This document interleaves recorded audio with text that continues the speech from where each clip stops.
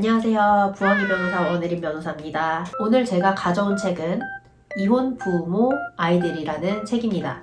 이 책의 원제는 Divorce Poison, 우리말로 이혼의 해독이라는 제목인데요. 한마디로 고갈등 이혼 가정 내에서의 부모와 자녀의 갈등, 그 다음에 일방의 부모가 자녀에게 타방의 부모를 헐뜯고 깎아내리고, 심지어는 아이가 그 타방의 부모를 싫어하도록 세뇌시키는 소위 부모 따돌림 문제에 대해서 주로 다루고 있습니다. 이 책의 저자 리처드 워샥은 미국의 임상심리학자고요.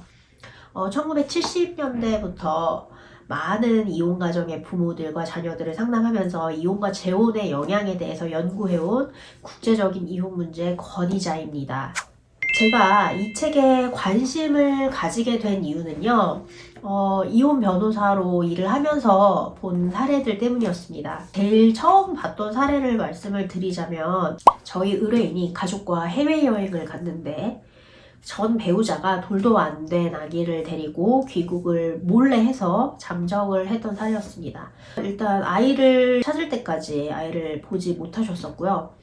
결국 이혼 소송을 했고 이혼이 되었는데, 이혼 후에도 그 전 배우자가 이분에게 아이를 잘 보여주지 않아서 8년간 아이를 제대로 보지 못한 사례였습니다. 이 문제를 보면서 좀 충격을 받고 부모 따돌림 문제, 그 다음에 고갈등 이혼 가정 내의 문제에 대해서 적극적으로 관심을 가지게 되었고, 그 문제를 다루고 있는 이 책을 읽게 되었습니다.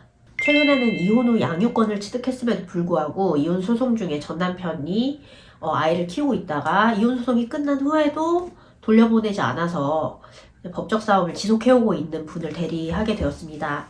전 남편은 이 여성분이 아이를 과거에 학대한 전력이 있다면서 아이로부터 이 여성이 접근을 금지해달라는 피해자 보호 명령 청구를 했었고요. 결국에는 승소를 해서 다행히 접근 금지 명령 처분은 면하게 되었습니다. 이와 같이 있지 않은 사실을 가지고 법적인 소송을 하거나 고소를 하는 행위가 부모 따돌림 행위의 전형적인 양태라고 볼 수 있습니다. 부모 따돌림 행위를 하는 분들은요, 자녀 앞에서 상대방을 헐뜯거나 깎아내리고 오직 나쁜 면만 있는 사람으로 묘사를 합니다. 더 심한 경우에는 가정폭력이나 학대 전력이 없는 상대방에 대해서 가정폭력범이다 라고 표현을 하거나, 예를 들면 네가 4살 때 니네 엄마가 너한테 찬물을 끼얹어서 학대했었어 라는 등의 없던 이야기를 지어내서 말하기도 합니다. 양육권자로부터 아이를 탈취하거나 아이를 직접 양육하면서 다른 부모와의 만남을 차단하기도 하죠. 그리고 아이가 다른 부모와 연락을 하면 기분 나쁜 내색을 해서 아이가 좀 눈치를 보게 합니다. 또 다른 부모하고 즐거운 시간을 보내고 와서 즐거운 시간을 보냈다고 좋아하는 티를 내면 이걸 탐탁지 않아 하면서 타방 부모를 긍정적으로 표현하는 아이에게 죄책감을 가지게 하기도 합니다. 타방 부모를 아동학대로 고소하거나 아이가 너무 보고 싶어서 집 앞에 찾아온 부모를 경찰에 신고를 해서 주거 침입을 했다, 아니면 접근 금지 명령을 해달라라고 경찰에 요구를 하기도 합니다. 이런 지속적인 소송전과 고소전 때문에 이제 부모 따돌림 행위에 표적이 되는 부모들이 지쳐서 결국에는 아이를 만나기를 포기하시는 분들도 생겨나는 것 같아요. 책에서 소개한 사례를 하나 말씀드리도록 하겠습니다. 이거는 어머니가 아들과 아빠의 관계를 차단하려고 한 사례인데요. 엄마가 아들하고 대화를 할 때마다 기존에 이루어진 대화 내용이나 주제와 상관없이 지속적으로 아빠에 대해서 비난하는 얘기를 꺼냅니다. 그리고 아이가 아빠에 대해서 어떤 감정을 가지고 있는지에 대해서 딱히 상관하지 않고, 내가 너를 잘 알아. 너는 진짜 지금 아빠를 두려워하고 있는 거야.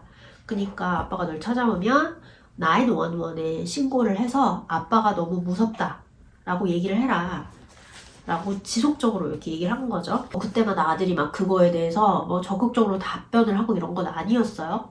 근데 어쨌든 엄마와의 대화에서 지속적으로 그와 같은 얘기를 들어왔던 아들이 실제로 아빠가 집에 찾아오니까 한 행동이 뭐였을까요? 네, 911에 전화를 해서 아빠가 너무 무서우니까 좀 데려가 달라라고 반복해서 말을 했다고 합니다. 이처럼 부모 따돌림 행위를 하는 분들은요, 언어적인 수단, 법적인 수단, 그 다음에 주변 자원들을 모두 동원해서 아이와 전 배우자, 와의 관계를 차단하려고 부단히 노력을 하고 그 과정에서 본인과 자신의 아이를 동일시함으로써 심리적 경계선을 지으려고 하게 됩니다. 워샥은 이 책에서 부모 따돌림 행위를 하는 사람들의 어떤 성격적인 특징에 대해서 이야기를 하는데요. 방금 말씀드렸듯이 본인의 생각과 감정, 그리고 아이의 생각과 감정이 다를 수 있다는 걸 받아들이지 못합니다. 동일시하는 경향이 있고요. 그 다음에 본인 배우자나 전 배우자에 대해서 복수심에 이글이글 불타오르는 거는 당연하고요. 그 다음에 자아도취증을 가진 경우가 많다고 합니다. 다른 사람의 가치를 낮추고 늘 자신의 중요성과 성취를 과장해서 표현한다고 합니다. 죄책감을 뼛속 깊이 가지고 있는데 이거를 건강한 방법으로 해결하는 게 아니고 본인의 배우자나 전 배우자를 험담함으로써 자신이 부모 노릇을 못한 것에 대한 낭패감을 다른 데로 돌리려고 한다고 합니다. 자신의 아이가 자기가 아닌 다른 편의 부모를 더 좋아하지 않을까 하는 불안에 시달린다고 하고요. 심한 경우에는 타방의 부모가 오히려 아이에게 따돌림을 조장했다고까지 생각을 한다고 합니다. 그래서 본인이 따돌림 행위를 하고 있음에도 불구하고 저 사람이 따돌림 행위를 하고 있어요 라고 법적 소송 과정에서 주장을 한다든가 아니면 그 타방 배우자를 아동학대로 고소하는 행위를 하게 되는 거죠. 여기까지 얘기를 들으시다 보면은 근데 정말 애가 이 부모를 만나고 싶지 않아서 만나는 경우도 있을 거잖아요 라고 생각하시게 될 거예요. 맞습니다. 정말로 가정폭력이나 아동학대 전력이 있어서 자녀가 주체적으로 만나지 않는 경우도 분명히 존재를 합니다. 워샥은 이 책에서 그런 사례가 분명히 존재한다는 것에 대해서 여러 차례 얘기를 합니다. 그러면 결국 진짜로 따돌림 행위가 있는 경우와 아이가 주체적으로 한쪽 부모를 만나지 않기로 선택하는 경우를 어떻게 구분할 것인가가 문제인데요. 결국에는 이거는 이혼 가정의 문제를 다루는 심리상담사, 가사조사관, 변호사, 그리고 법관 등의 역량에 달린 문제라고 볼 수 있습니다. 이런 걸 생각하면 변호사로서의 어깨가 굉장히 무거워지고요. 앞으로 좀 공부하고 배워야 될 것이 참 많다라는 생각이 듭니다. 그러면 표적이 되는 부모가 이 문제를 어떻게 해결해야 하냐에 대해서 가장 궁금하실 것 같아요. 워샥이 여러 가지 이제 방법을 소개하는데 그 중에 중요한 거 몇 가지만 말씀드리도록 하겠습니다.